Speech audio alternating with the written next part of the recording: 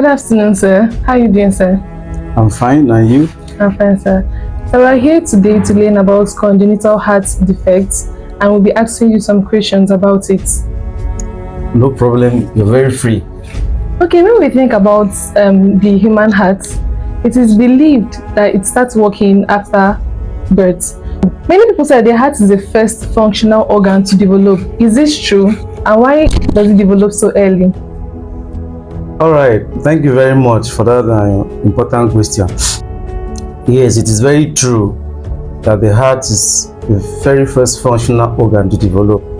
The reason is that since the developing cells of the developing embryo are actually looking for nutrients and blood to be able to develop continually.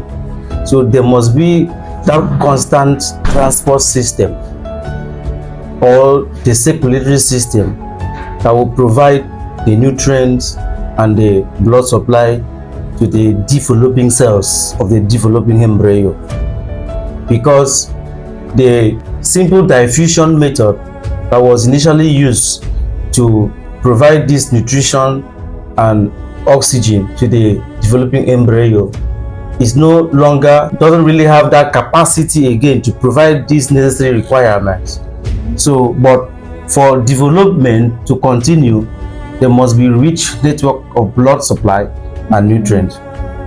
So that's why the heart will appear at around the 3rd week of development, so as to be able to provide this replacement and give the necessary nutritional and oxygen requirements to the developing embryo.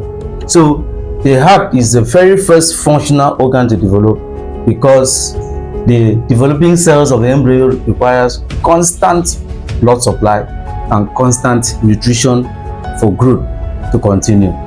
That's why from the 22nd day of gestation, you may hear the heart sound when the pregnant mother goes for ultrasonography. So the heart is the very first organ to develop. So that statement is very, very correct and it's true.